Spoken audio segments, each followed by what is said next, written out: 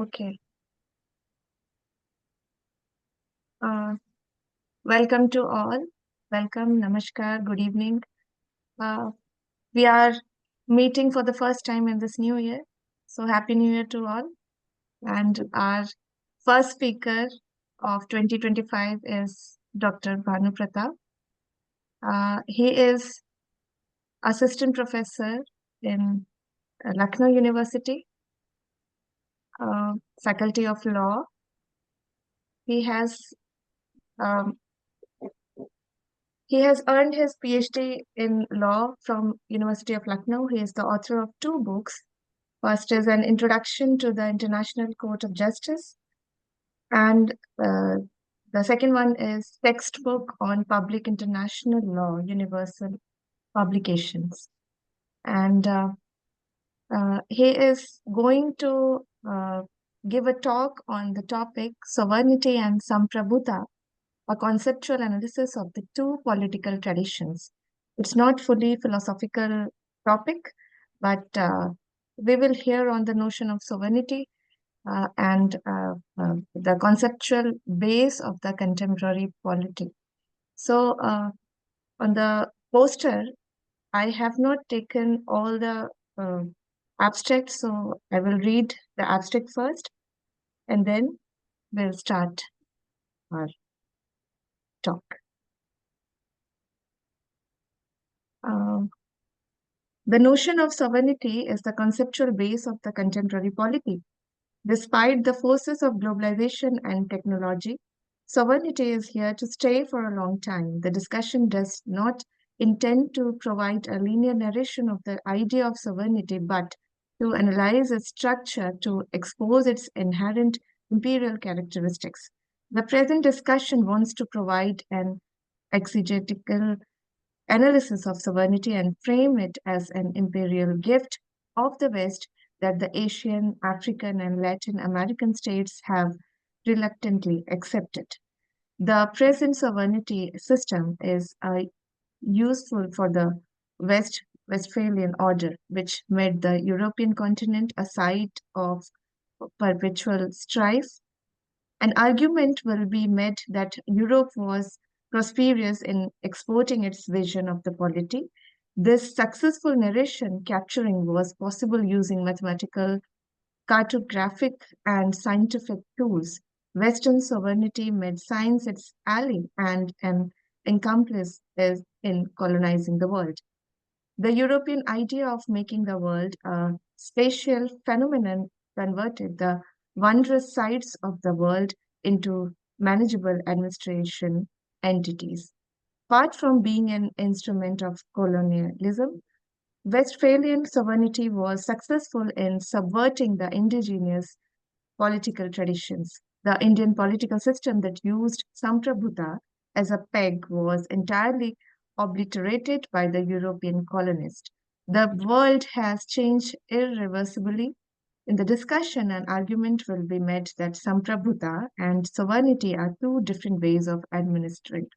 Samprabhuta developed in the segmentary states where symbolism legitimate political authority. Westphalian sovereignty prevailed in the unitary states. The European and American scholars substantiated sovereignty with the legal tool of personality. This allowed the world to be seen in propriety terms. The advent of the East India Company was a cultural shock for Indians as it displays an entire societal system. The conceptual differences between Samprabhuta and sovereignty will be analyzed by exploring the ideas of Radha Vinod Pal and Gurudev Mukhopadhyay, who were ardent critics of European colonialism.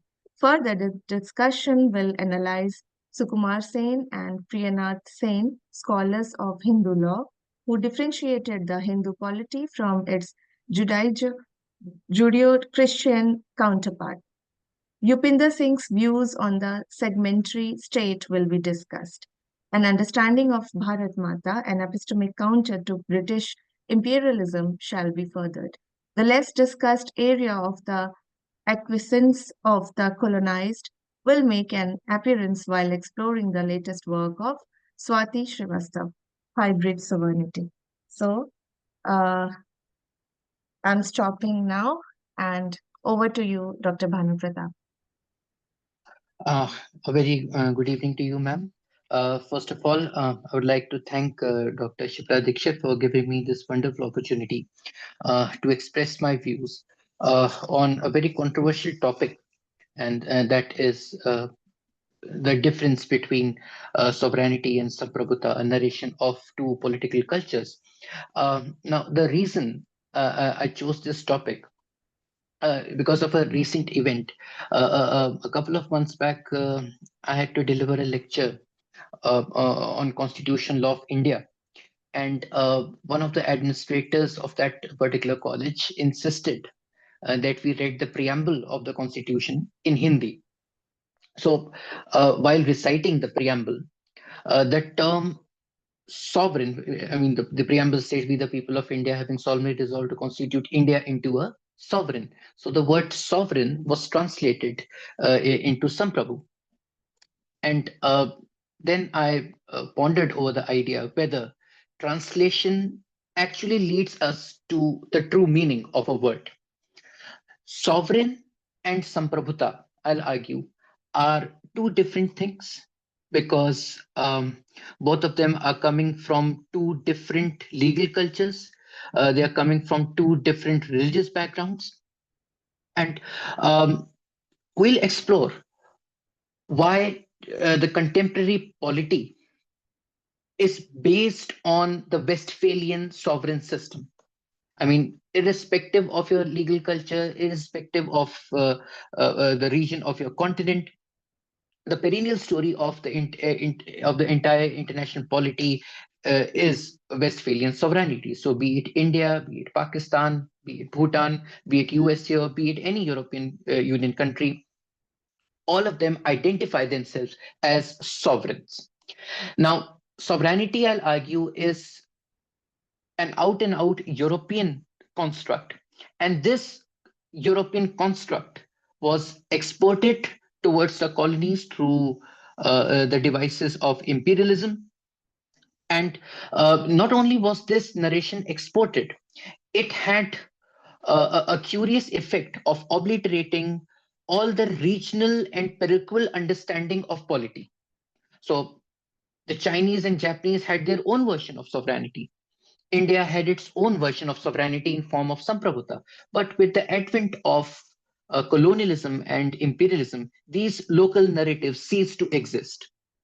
So we may inaccurately translate sovereignty into Samprabhuta, but that does not create a cause that the peg of the entire international political order is Samprabhuta. It is not Samprabhuta, it is sovereignty.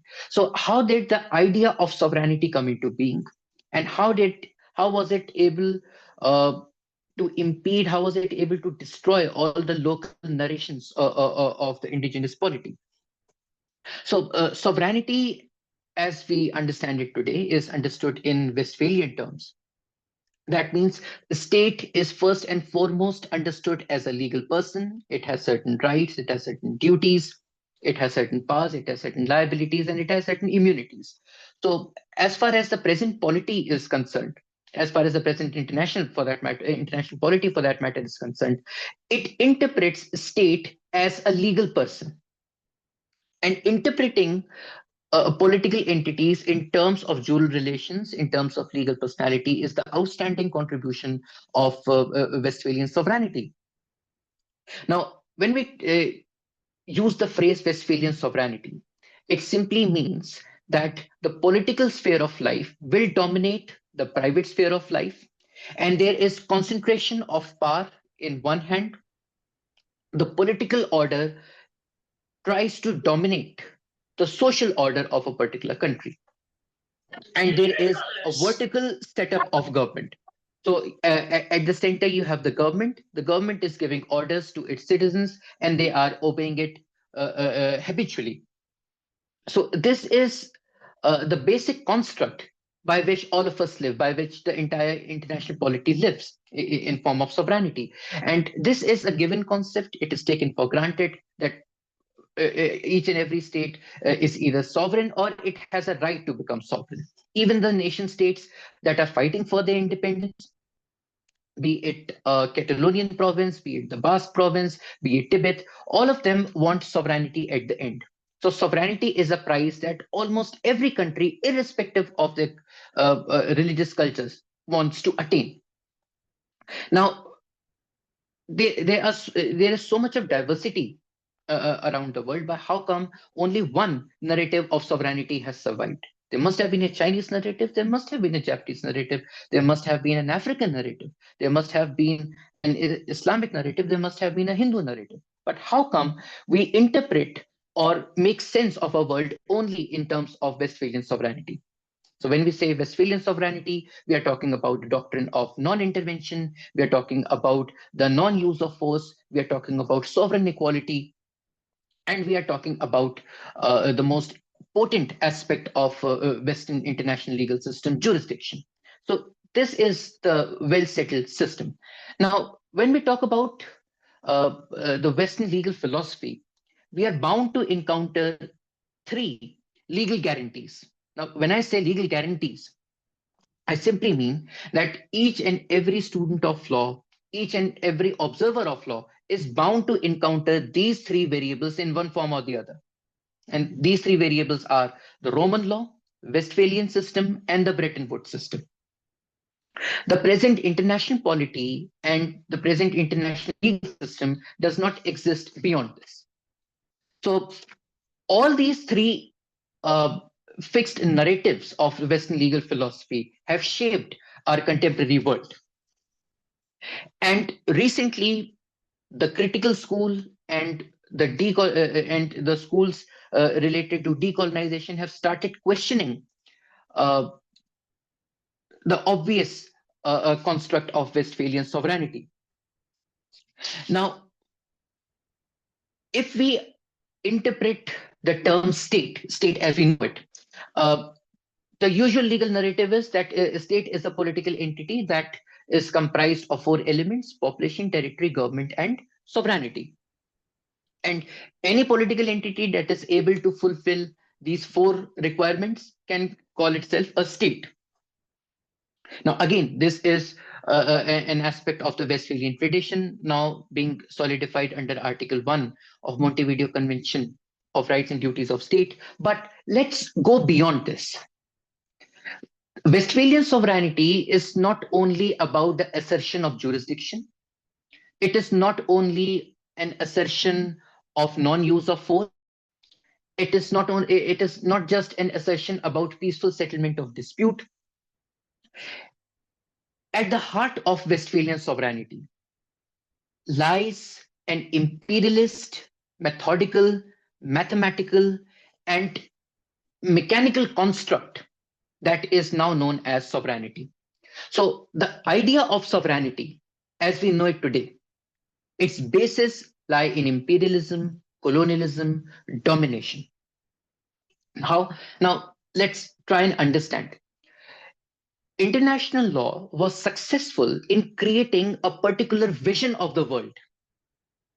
The word vision is very important here, because when we talk about vision, we are interpreting the word in spatial terms, in terms of space, in terms of political space.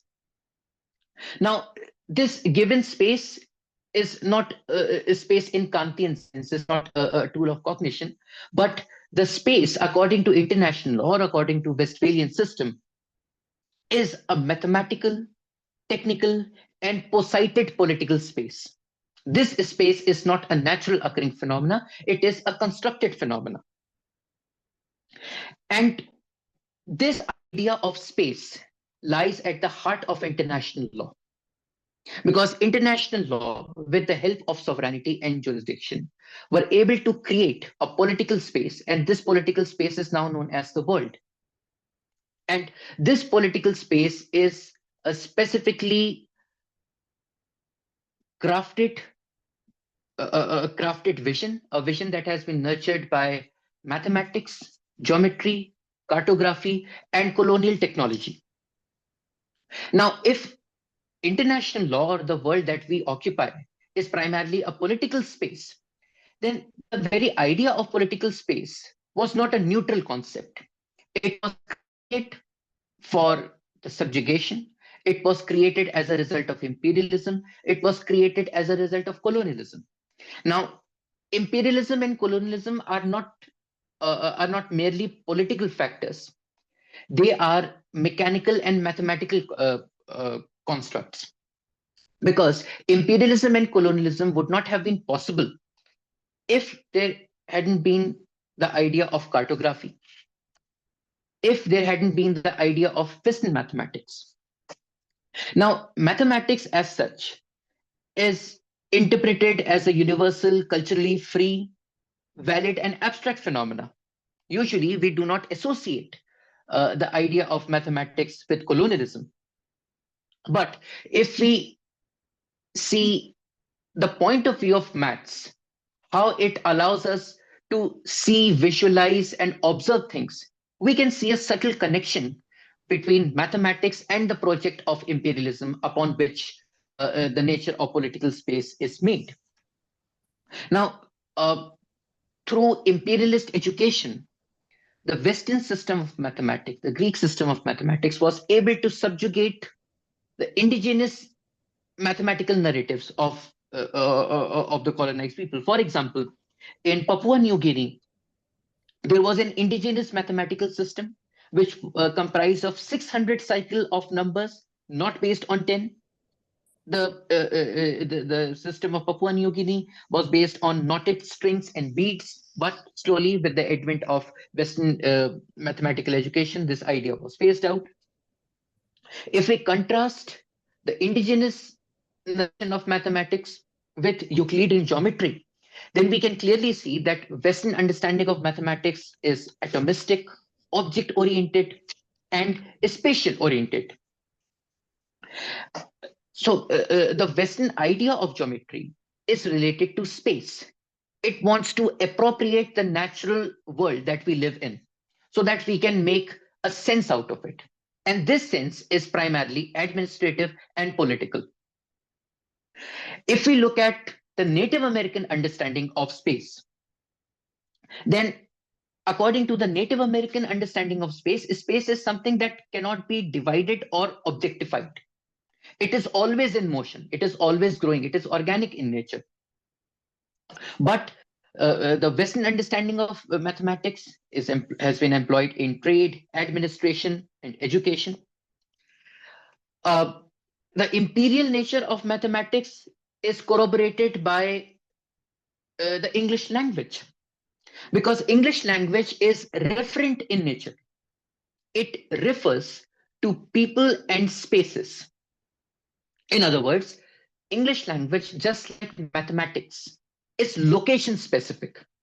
It points out to the people, or we can see, or we can interpret the ideas of latitudes and longitudes, even in a mobile, the GPS tracking system. So the idea is to create a sense of mathematics, to create a spatial understanding that can be primarily used for administrative and political purposes.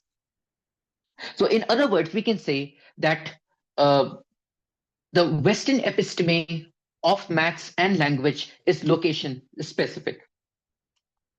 Now, if we look at some of the important aspects of Western education, then they can be summarized as counting, locating, measuring, designing, playing, and explaining. Now, out of these 6 characteristics, which have been given by Alan Bishop, the most important aspect is the issue of location. Now, when we say that one of the 6 characteristics of maths is its property of location, we can say that through the method of location, mathematics is trying to make a world that is ascertainable in character. Ascertainable in character, so you have lands that can be converted into territories. through mathematics, we are creating specific geographical devices that can be used to map the world. And most importantly, the Western mathematics was fueled or was developed by the idea of enlightenment, and the basic idea of enlightenment was rationalism. So rationalism, when coupled with Euclidean geometry, created a political narrative where man started to make sense of everything. So every land had to be discovered, every land had to be conquered. And this happened with the advent of mathematics and language. Now, if we see some of the other local narratives that deal with education and spaces in a very different sense, if we interpret the Western education system, it focuses too much on vision and reason. Now, the term vision is mechanical in nature. So we can say that they say they had a vision for the world. It simply means that vision is a mechanical view of the world. So with the idea of vision came the understanding of abstraction. And the nature of abstraction is scientific in nature. Through vision, the idea of physical abstraction was created. And through physical abstraction, a distance between the viewer and the viewed was created. Now, this was a very important development. Why? Because when we are talking about vision, then we are simply converting a land of spectacle into a comprehensive. And this is the base of imperialism. So the imperialists are not envisioning the native land as a land of spectacle, something that would something that would allow them to experience a sense of sublime. For them, it's not a land of spectacle. It's not something to be in awe of. Land is simply an administrative unit that has to be colonized, that has to be administered.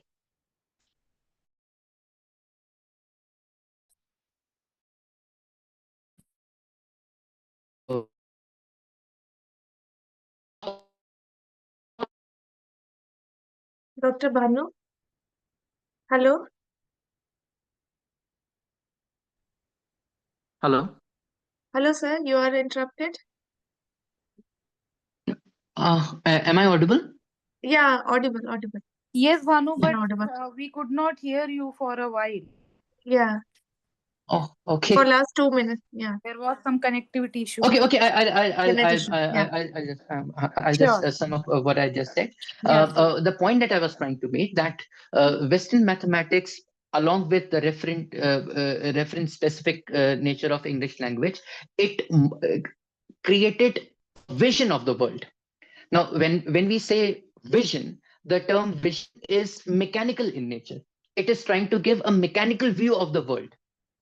So when you're looking at a piece of land, you're not admiring it like a painter. You are looking at a piece of land and you're thinking about colonizing it and making it an administrative unit. And that can be done when the idea of vision is corroborated by the idea of cartography. So now we have three pillars of Western administration system: the Western mathematics system, which has created a sense of abstraction. We have the language, and then we have cartography. Now, in fact, if we contrast the European understanding of the world with the African understanding of the world, the European understanding of the world says that things or objects cannot be known, right?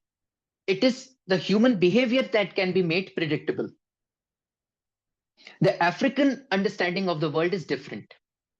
It says that human nature it cannot be known, but we cannot say the same thing about the things. So the Western understanding of the world is making too much, is interpreting the world in proprietary terms. And this is happening because of the tripartite division of Roman law. Roman law had divided the entire state system into three things: person, things, and action. So either you are a person, if you're a person, then you can own things. And if there is a violation of your jural relations or any of your right or liberty, you can file a suit resulting in the law of obligation. So this Roman legal system corroborated the devices of mathematics and cartography. Now, as far as the Western understanding of the world is concerned,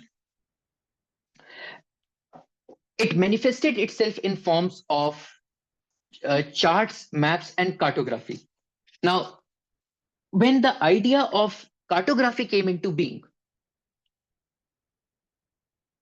the notion of imperialism and colonialism started. So, with the help of mathematics and with the help of Western understanding of geometry, the European emperors, the European kings were now in a position to make a particular understanding of the world, and through their own belligerent tendencies, they were now ready to conquer the world. The Eastern legal traditions, on the other hand, they had a very different understanding of the world. They were not in the habit of interpreting everything in form of political space. They were not in the habit of interpreting everything in form of legal personality. The idea of legal personality came into being only when the jurists started interpreting things in terms of abstraction. And abstraction was not prevalent in India or most of the Eastern tradition. They firmly believed in animism, and wherever animism was in vogue, the idea of abstraction could not develop. Now, when the idea of maps developed, the idea of vision, the idea of administration, and most importantly, the idea of territory came into being. Now, there is a subtle difference between the terms land and territory. If a land is merely a physical feature, or we can say if it has not been appropriated by man, then it is simply land, a physical feature. But if it has been appropriated for political purposes, for geographical purposes, for administrative purposes, then land becomes territory, something that can come within the domain of the humans.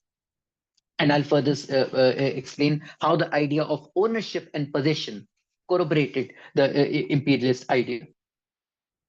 Now, when the idea of Ptolemaic maps or the modern idea of map came into being, land was converted into territory, and land became homogeneous criteria. Land became a physical feature that could be geometric, that could be divided in geometric proportions. So land became a geometrically divisible phenomena. Modern map created an environment where no location was privileged. If you view the medieval maps, then you can clearly see that the palace of the king or any holy place was depicted in very out of proportion shape. I mean, the palace almost occupied two-thirds space of the map, and in reality, that was not the actual physical construct of that palace. But since it was the palace of the king, since it was a church or a monastery, it had a special political and religious significance, so they were shown out of proportion. But with the advent of modern maps, no location was privileged. So religions and monarchical places lost their significance, and all the places had only one, and that was mathematical. Territory became ascertainable, and most importantly, unknown places could now be claimed. Now, the claiming of unknown places was the base of colonialism.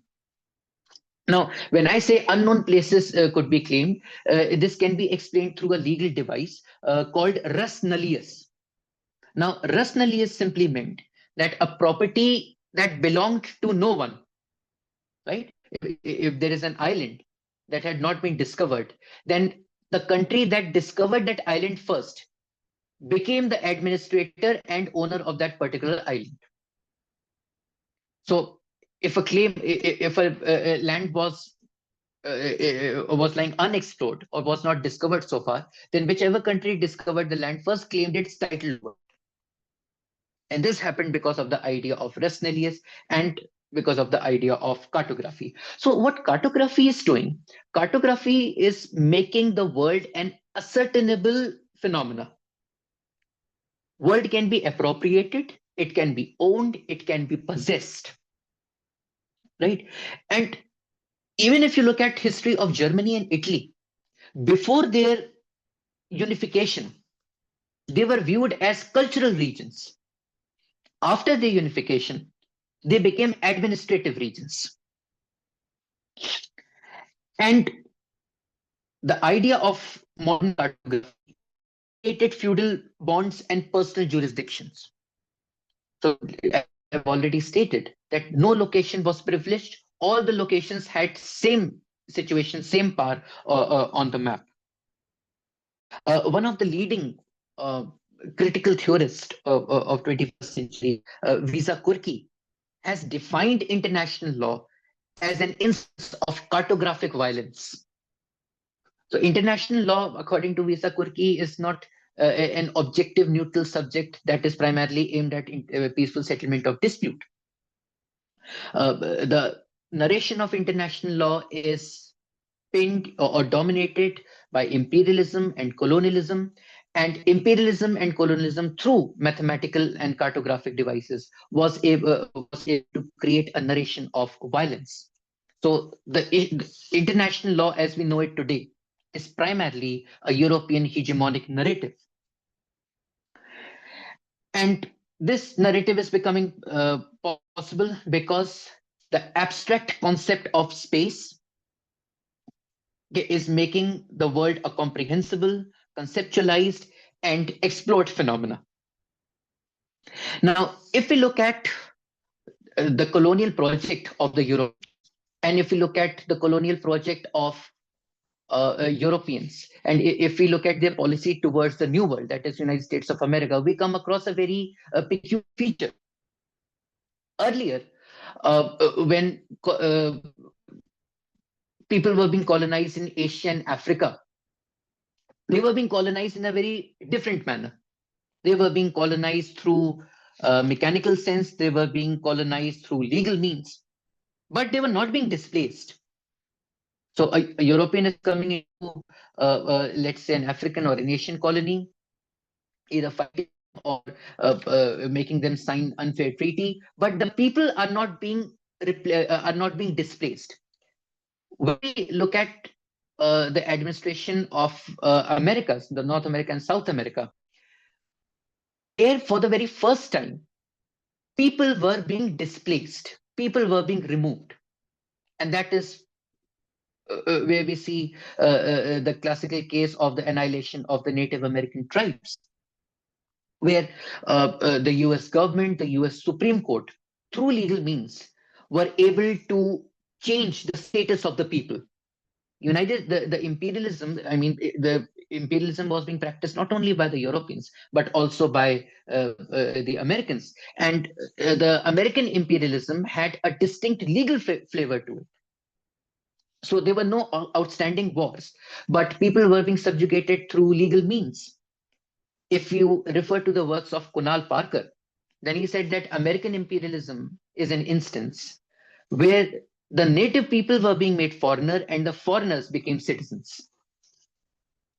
And the peculiar nature of the conquest of America lies in a legal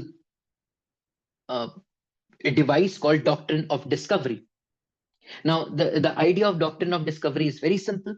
This was a legal device which was used to limit the sovereign rights of the natives. Their commercial rights were limited. And by claiming America as a res nullius property, the Europeans were able to appropriate the land, and doctrine of discovery made the use of the mission of Christianity. They employed the legal device of first discovery, again res nullius, and they were able to limit the indigenous sovereign and commercial rights. And through conquest, they were able to subjugate the Native Americans. And the subjugation or the loss of sovereignty of the Native American goes on to show how agriculture was depicted as a successful sign of civilization. So the agrarian economies are replacing the native legal stories. Now, if you look at Westphalian sovereignty, so Westphalian sovereignty is not merely a treaty that was concluded in 1648. It is an imperialist project that has been substantiated and corroborated by mathematics, language, space, and cartography. Now, what made Westphalian sovereignty such a big success? Today's political narration does not exist outside this Westphalian sovereignty. Now, so far I've explained that how cartography, mathematics, and other legal devices helped in the creation of Westphalian sovereignty. But the most outstanding feature or the most persisting aspect of Westphalian sovereignty is its interpretation. Now, the Western understanding of sovereignty is primarily in proprietary nature. So, as per the present understanding of sovereignty or Westphalian sovereignty, it tends to view the world in proprietary terms. It views the world in terms of property. And that is why the concepts of ownership and possession were very important. Later on, I'll explain how the Hindu understanding of SAMPRABHUTA was not based on the Hindu SAMPRABHUTA was not based on proprietary understanding. Bhanu But sir, Westphalian Bhanu sovereignty. sir, Bhanu sir, Yes, ma'am. Yes, ma'am. time does not permit us to go so large and long. So kindly wind up in 10 to 12 minutes if you can. Okay. But that's hardly 40 minutes, ma'am. It's already 40 Okay. minutes, sir. Yeah, you have 10-15 minutes. Okay. You can. Okay. So as far as understanding of Westphalian sovereignty was concerned, it interpreted the world in proprietary terms. That means everything that existed for the Western jurist was in the form of dominium and imperium. Now, when I say dominium, it simply means that either one has ownership of property or one does not have ownership over property.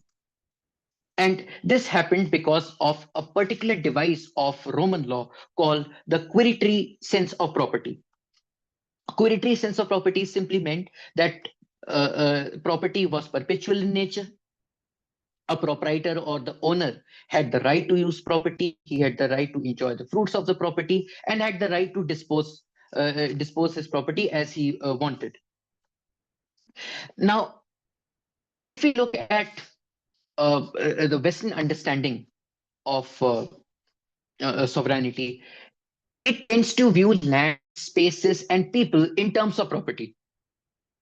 So if you are interpreting your political order in terms of dominion, it simply means that the sovereign has full and absolute ownership over people. It tends to control the physical world, and it is also a potential source of tyranny.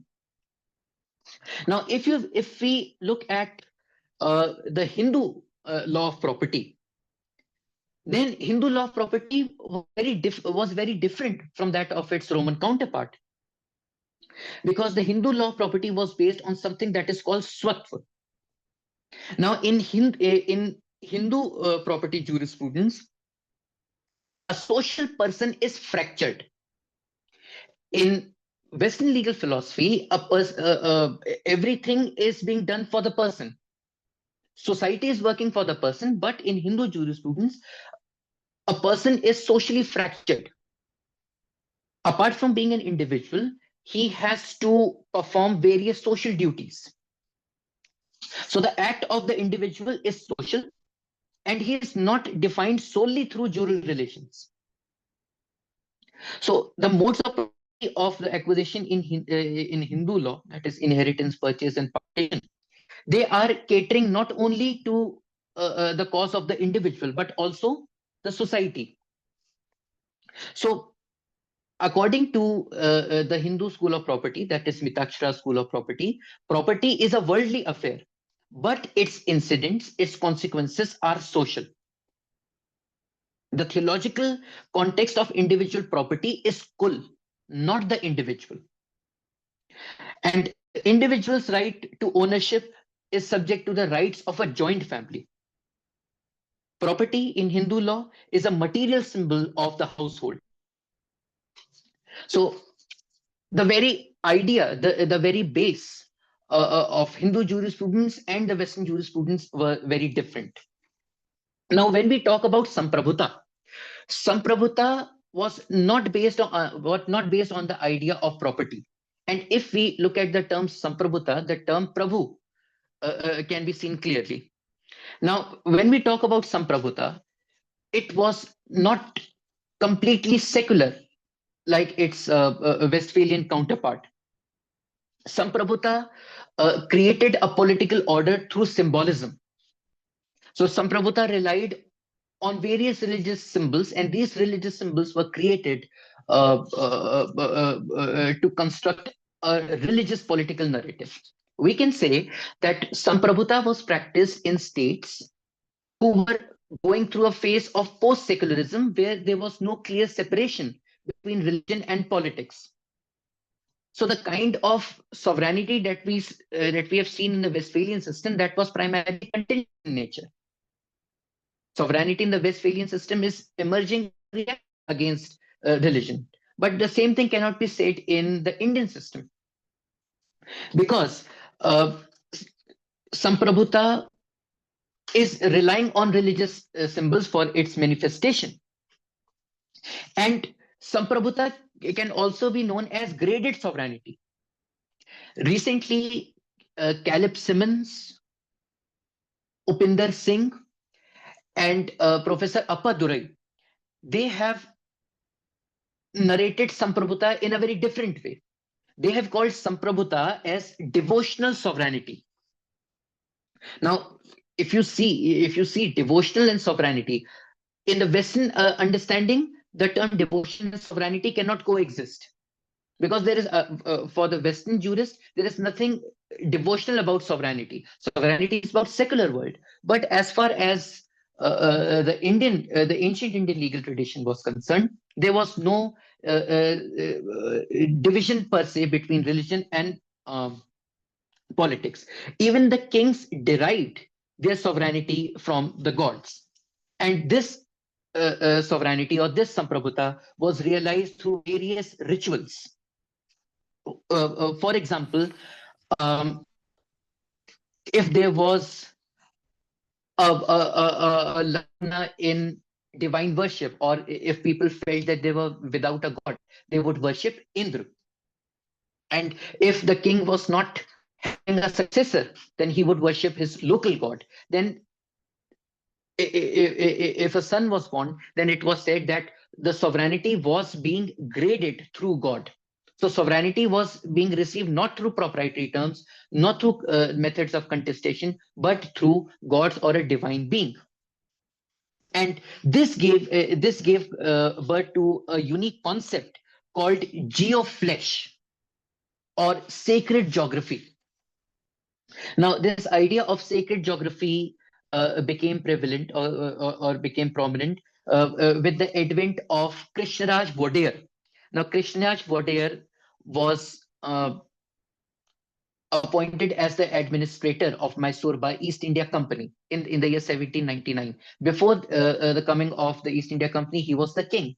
But after being colonized, he became their administrator. But at the same time, he was of the view that he could not illegally, he could not claim his sovereignty. But he tried to claim his sovereignty through Samprabhuta. So he came up with a new idea called sacred geography or geoflesh, where he tried to assert his sovereignty through murals and through chitramantaps. So in his areas, in his palace, there were various temples, and in these temples, he ordered um, one of his spiritual gurus, Subraya Das, to take a pilgrimage. So Subraya Das went on a pilgrimage from Mysore till the Doab area, and all the areas that he covered, he mapped it out in form of a chitramantap or a mural. And the chitramantap and mural marked the territory of Krishnaraj Vodeyar from Mysore to the Ganges. And for him, this was his spiritual territory, a spiritual territory that was kept outside the control of the British. And this Chitramantap performed the same function that was earlier being performed by the religious ceremonies of Ashwamedh and Digvijay. So Ashwamedh and Digvijay were religious ceremonies that was creating the idea of Samprabhuta through religious symbols. And Ashwamedh, Digvijay, the religious rituals of Ashwamedh, Digvijay, and Chitramantap, we can call them a spiritual attainment of territory, where territory is being occupied not through mathematical or colonial means, not through violent means, not through the means of conquest, but with the help of spiritual and religious symbolism. Now, even if we look at the present polity of India, we do not see a strict distinction between law and politics. Even if we look at the Constitution of India, we have Article 27, which says that states shall not tax people for particular religious purposes. But at the same time, we have Article 290A, where it is specifically stated that consolidated fund of state of Tamil Nadu shall give out annually a sum of rupees 46,50,000 to the Devasam board. So this is not secularism in the classical sense. Apart from this, can it be said that the idea of Western sovereignty went unchallenged during colonial times? Administratively, yes, we can say that there was no contest. In fact, we can say that there was acquiescence on behalf of the colonized people, but there are at least three narratives that challenge the Westphalian sovereignty and its imperialist outcomes. And that challenge was initiated by Bhudev Mukhopadhyay, by Binoy Sarkar, and the exponents of Tagore lecture series. But explaining them would require another hour, so I don't know whether I have it or not. So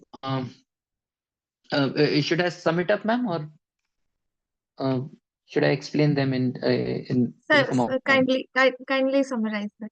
Yeah. Okay. As far as Bhudev Mukhopadhyay was concerned, Bhudev Mukhopadhyay wrote a seminal work called Samajik Prabandhan. And in Samajik Prabandhan, he devised a new way to interpret Indian history. During his time, there were primarily two methods to interpret history. Either you interpret history in factual terms, or you create and write lyrical ballets, something that Bankim Chattopadhyay was doing. But Bhudev Mukhopadhyay was of the view that everyone was fighting Western imperialist. But what was this struggle all about? He said that we are against the British, but who are we? So he said that history is not to be interpreted in factual terms.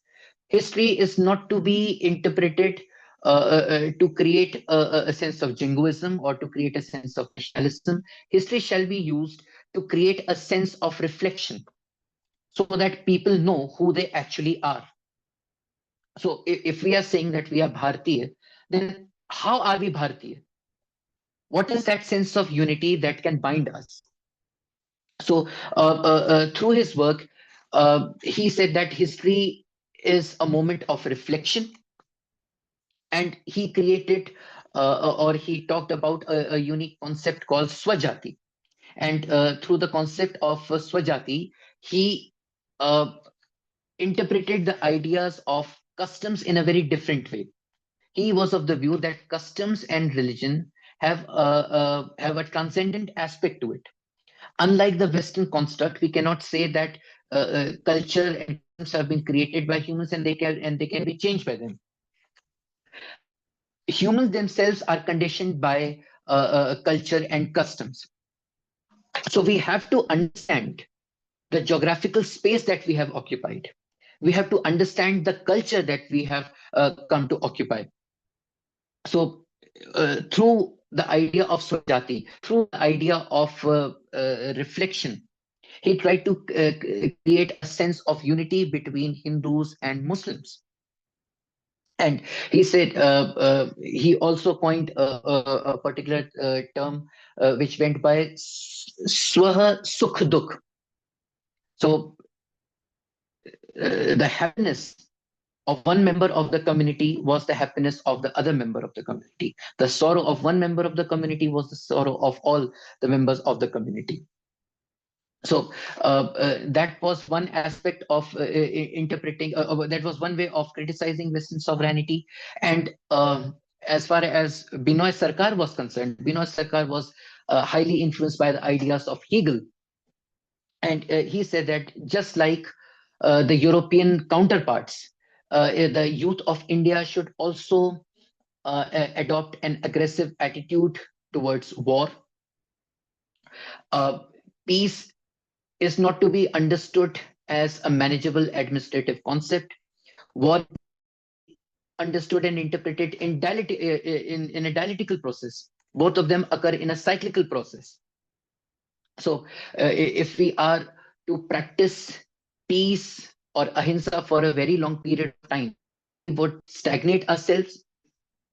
And Binoy Sarkar wrote in the heydays of the Russo-Japanese War, where the Japanese were able to subvert the Russians. So an Asian power was trying to subvert, had successfully defeated a European power. So he was very much thrilled by that victory. And he was of the view that Asians should give up their pacifist narratives.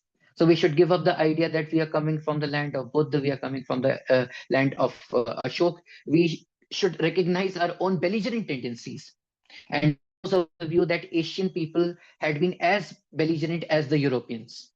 So it was again borrowing the idea of Bhudev Mukhopadhyay. He was of the view that history was a moment of reflection upon us, and it was high time that we countered the European hegemonic narrative. Now, again, due to paucity of time, I could not um, discuss too many things, but that was my um, feeble attempt to make sense of the world's sovereignty and Samprabhuta. So, Thank you, thank sir. you very much. Thank you, Thank you. sir. So, despite being the really wholly non-philosophical talk, this lecture initiated the new horizon in our cafe, the new horizon in our series, which is ongoing, the 100 years of development in Indian philosophy. So I must congratulate Dr. Bhanu Pratap, and this lecture is open for the discussion.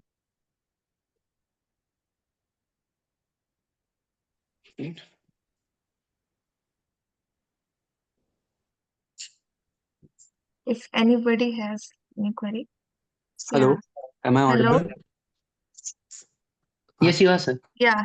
Hello, Hello. hello, Good Bhanu evening. sir. Thank you for a very enlightening lecture, sir. Thank you, sir. My query was Hmm.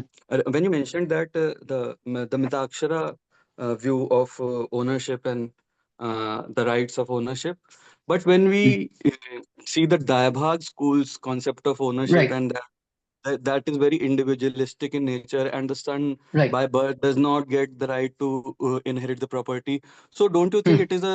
it is a stretch to call Mitakshara school the Indian version of the Samprabhuta or ownership, sir? Uh, no, I don't think it's more of an overstretch because I was trying to strike a comparison between Mitachara and the Roman understanding of property. Now, as far as the Roman understanding of property was concerned, it laid the foundation of private law. So the English, French system, they are based on. But if we look at the idea of Samprabhuta, the idea of Samprabhuta is not based on proprietary terms. Hmm. The idea of Samprabhuta, as we have practiced, it was created as a sense of religious symbolism, or the cognition of the political order was being conditioned through religion, and proprietary terms is not playing a big role in it. The Western understanding of sovereignty is solely based on sovereignty. Due to paucity of time, I could not discuss the heated debate that had gone between two schools of proprietary school, the Monachromax and the Royalist. The Monachromax and Royalist represented two extreme spectrums of the proprietary nature of Westphalian sovereignty. The Royalists were of the view that king was exercising the power as an administrator, and for a very long period of time, people had not objected to it. Therefore, monarchy was the legitimate form of government. Now, the Monachromax, they were opposing the royalist view, and they opposed the view based on the idea of Roman law of property.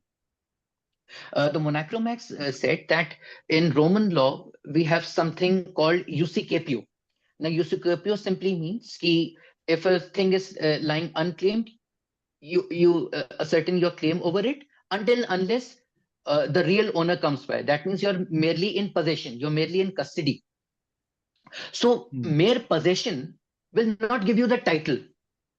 The power always rested with the people. You were a mere custodian of that power. You never had the right title, and a wrongful act of usurpation of power can never give you a good title. So they are interpreting sovereignty solely in terms of property. That sort of narration was not present in the Hindu legal philosophy. In fact, you do not see any connection between Dayabhag, Mitakshara, and um, Samprabhuta. So Samprabhuta was more of a religious, symbolic, psychological order. This sort of ordering is absent in the Westphalian understanding of sovereignty.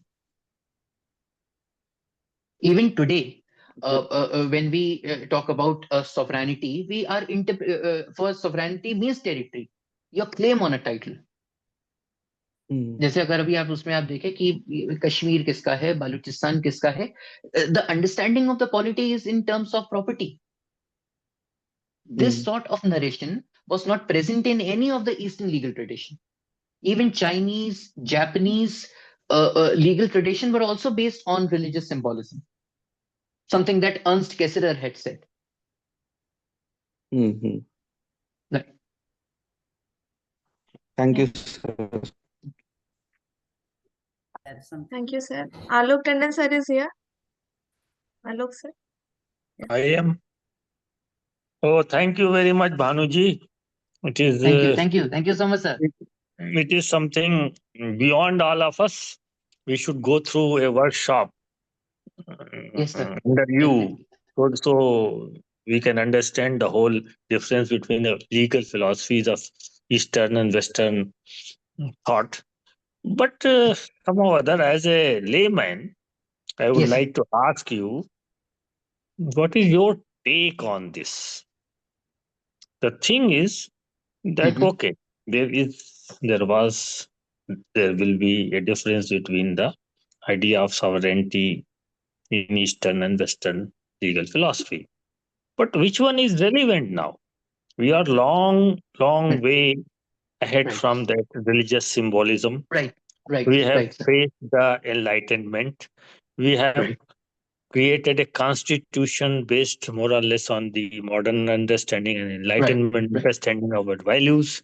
So, Right. how far this whole idea of Eastern religious symbolic sovereignty is relevant now? Right. One thing, and Right, another sir. thing which was very interesting to me, that when we say that this is Western mathematics, Western science, Western cartography, Right, sir. and they claim that it is universal, and Right. mathematicians will Right. not agree to what you have said. So, Right, sir. is the development of imperialism as well as colonialism is caused by this mathematics, or mathematics cartography were simply instrumental in imperialistic and colonialistic capturing of the Right. world? Right. Because Right. Right. as far as I understand, mathematics was very much successful in giving us an understanding of the natural outer world, and Right, sir. that has benefited us also, and still today. So we cannot throw away mathematics now. Right. And so the connection between imperialism, colonialism, and mathematics should be made more clear. Otherwise, somebody would say that we have got Indian mathematics, Hindu mathematics, Right. and to throw that Right. Western mathematics. So this Right. very subtle connection with imperialism is to be uh, explored further. And one thing more, Right, sir. mathematics, science, they help us in exploring. But exploration does not mean domination. Where is the Right. relationship between the domination and exploration? That is to be made clear, because imperialism and colonialism, as well as this whole idea of modern sovereignty, is still very strong there. And if it is justifying type of imperialistic takeover of the world, then it is to be um, taken into consideration to find out some sort of alternative understanding. Thank you. Right. Thank you, sir. Thank you so much, sir, for your enlightening views. As far as your first question is concerned, as far as the present international polity is concerned, there is no other alternative other than that of Westphalian sovereignty. In fact, all the countries that attained their independence from their imperial master ended up imitating the political structure of their masters. So we can call it the Sanskritization of the international society, where the slave is trying to imitate the political structure of the former masters. In fact, the countries that gained their independence from the metropolitan state, now they are defending the Westphalian understanding of sovereignty even more aggressively than their masters. India being one of the most powerful defenders of the Westphalian sovereignty, because that is the only bargaining chip that they have. After 1945, when the Charter of United Nations came into being, it created a new sense of equality called sovereign equality, which was primarily juridical in nature. So certain legal guarantees were given to all the countries of the world, that if you are a state, if you're sovereign, then you have a legal personality. The international community will guarantee the inviolability of your territorial integrity. You will be free from external attacks. International community will practice non-aggression. You will be entitled to submit your dispute before any international forum. But apart from that, all the material inequalities of the world subsisted. So the third world countries were of the view that we have gained our independence, but we are equal only in juridical sense, only in a formal sense. So it is only the Westphalian sovereignty, our territorial integrity, our legal personality, that is the only thing that is equating us with our former imperial masters.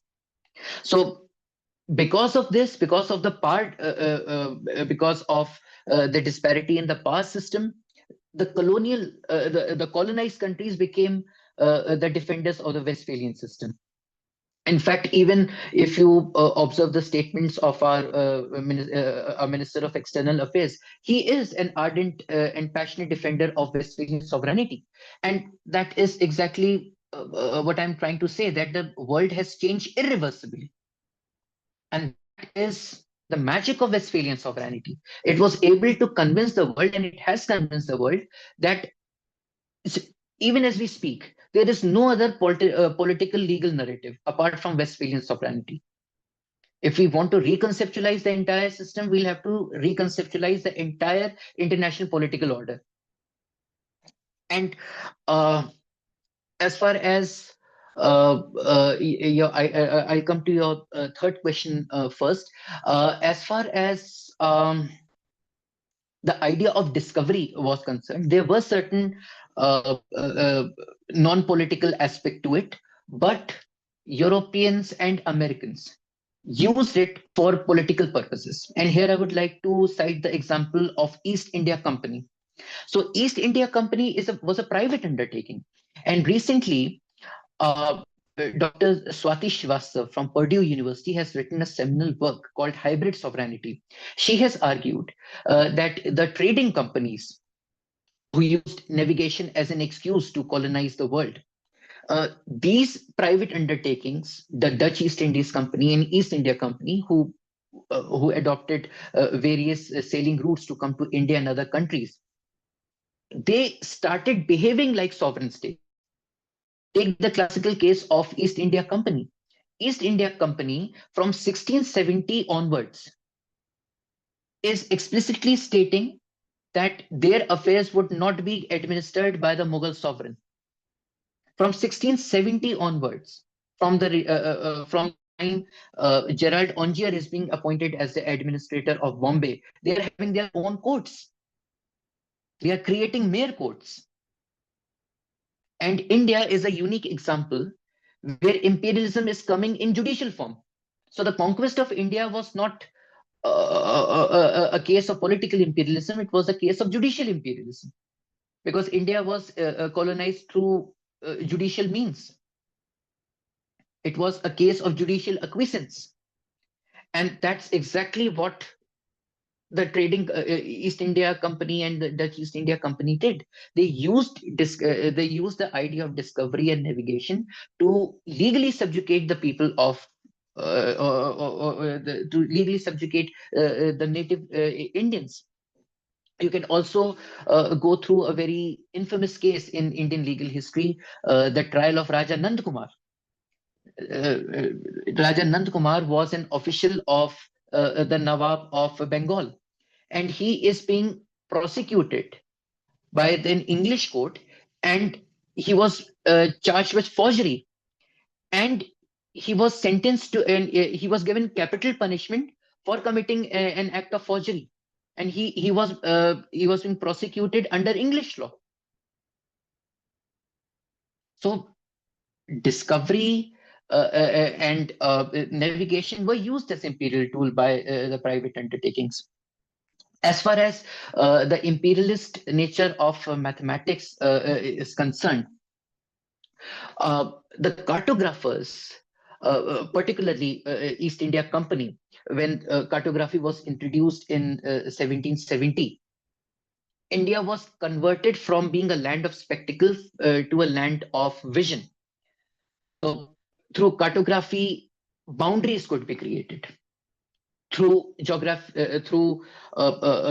cartography, India became an ascertainable place. And let's not forget, when the British became the sovereign, there were two Indias, the British India and the princely state India. And through cartographic means, they were able to carve out the princely states. And if you go through the British Interpretation Act of 1889, it defined India as a single entity. So the Interpretation Act is saying India means the entire territory of India that has been mapped out, and chalked out. For the princely states, they were sovereign, but legally speaking, through administrative means and through cartographic means, the British Interpretation Act is interpreting India as British India. So that's one way of looking at it. Sir, we can take one last question from Dr. Right. Prashant Shukla. Yeah, Right. he has written in the chat box. There are two Right. questions. He said he was wondering which European context we are addressing to.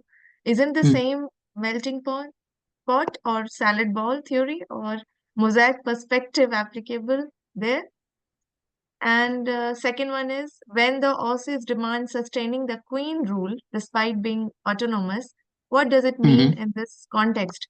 Is it ownership, belongingness, nostalgia, or religious affiliation? A very good evening to you, sir. As far as your Can I add something more, if you Yes, permit? sir. Yes, sir. Sure. yeah, please go ahead, sir. Yeah, because first of all, I was really enriched by your lecture, sir. Thank you. Thank I you so was much, just sir. wondering that such a binary division is always problematic, at least from the philosophical perspective. I mean, Right, sir. On the first glance, it looks as if maybe the Britishers were religious people and America is a democratic nation. But once we see how the prime minister or the president of the concerned countries take the oath, there is a different story. I mean, there is a British prime minister who take the oath on the name of the constitution. On the other hand, it is the president of America who takes oath on the name of the Holy Bible. So which one is religious and which one is not? It is not so simple to define as it appears, because I believe that this melting pot theory has been deliberately imposed in Indian context. But it actually appears that France, Germany, and Britain are not the one, and therefore the same yardstick cannot be used for all the people. In that case, I'm really not sure which one is having the proprietorship and which one is based on the faith and the belief. So how can we sort this kind of distinction? Thank you. Right. Thank you so much, sir, for your question. As far as the point that I was trying to put across, that the Westphalian system or sovereignty as we know it, its outstanding feature is interpreting everything in terms of jural relation, in terms of legal personality. So state is not a mystical entity. It is not realized through symbolism. It can be realized only and only if it is a legal person.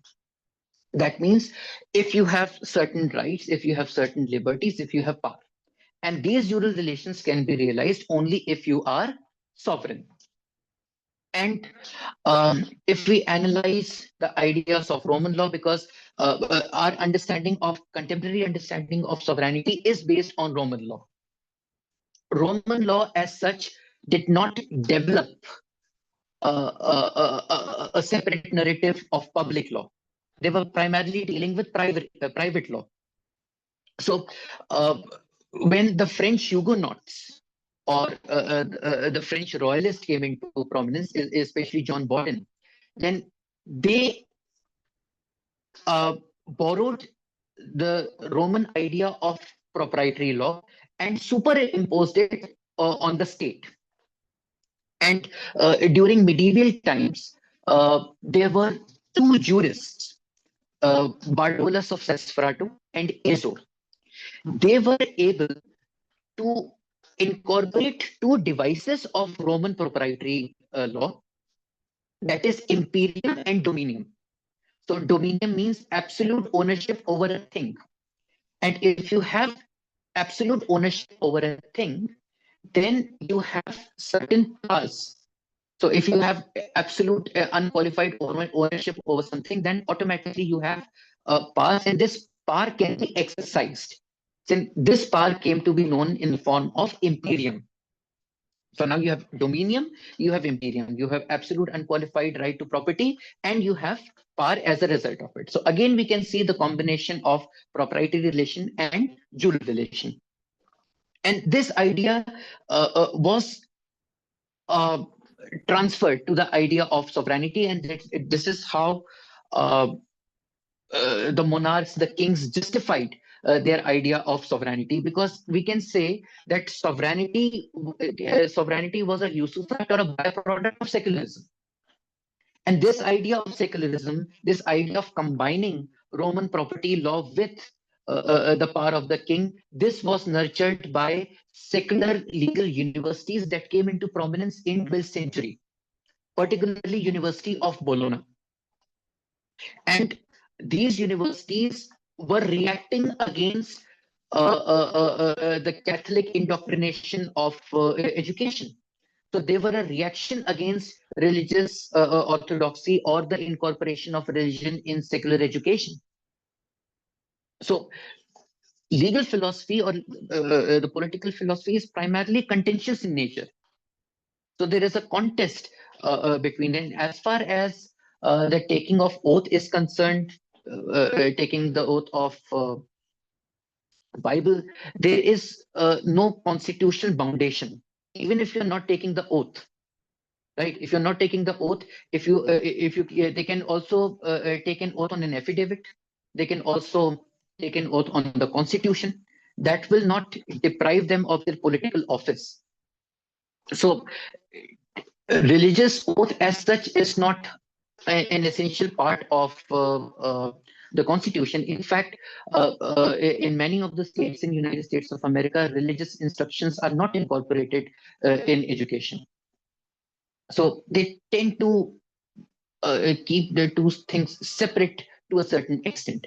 But I don't think we can say the same thing about India. Even if one reads Representation of People's Act 1950, and if we interpret section 123 of RPN 1951, it says that if a candidate uses religious speeches to incite the religious feelings of the voters, then the election can be disqualified. So, being an aspect of the post-secular polity, we can say that even in matters of election, which is supposed to be a secular matter, the legislative intent was that candidates are bound to use the flavor of religion in politics, and that can be used as a disqualification. So there are two different polities, two different experiences, and it's very interesting to note that in municipal manner, or at least as far as the internal administration is concerned, this idea of post-secularism is apparent. But as far as international relations are concerned, there is only one narration, and that is the Westphalian tradition. And we also have to take into account the history behind Treaty of Westphalia. So that's another thing. That's another topic of discussion. Yeah, was wonderful, wonderful, sir. And thank you so much. Thank you. I request Balram Singh sir to give his remarks over the lecture. Seems like there has been quite a bit of remarks. But if you, so kind of the topic was very interest to me. I'm sorry I joined late because there was a program going on. But Yes, sir. I think the thing that I find most interesting, he talked about math, how the language, and then how after math and language, how the local culture, they imposed on their system, what I call as world order. And it is beautifully analyzed, examined, I think more examined than I could understand, honestly. But I got the gist of it. And it's because I'm interested in that. And what I think is important in this whole process is that do we really get, this is one of my fears with philosophers. They get so carried away that they forget their own philosophy. They only talk about their philosophy. So we are just, I mean, you did the same thing. You also had 3-4 other people, although they were Indians, but then we are still talking about West. My experience living in America is America used to be a wonderful country. I went there in 1983, very humanitarian people.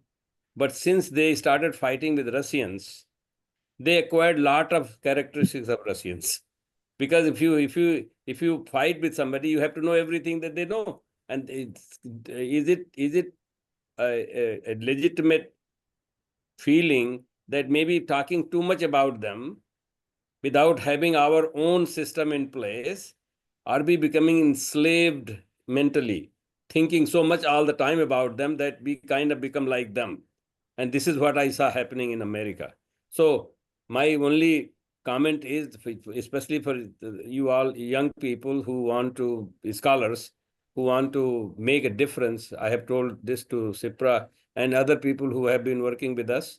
There's a large group of people. I mean, you all maybe Bhanu Pratap knows this story or not, but we have philosophers, we have Sanskritists, we have scientists. Yes, sir. And I mean, and I'm having some resistance from these people also, including Sipra, as to, they're trained. So they do what they're trained for, there is nothing wrong with that. But the idea is, how do we go from there? So my thinking is, if we are able to do our philosophy, at least, your philosophy, maybe you don't know the whole India, but you start from there. You will find a lot more resonance with people in India, because there is, like he was trying to explain, there are so many local things that affect.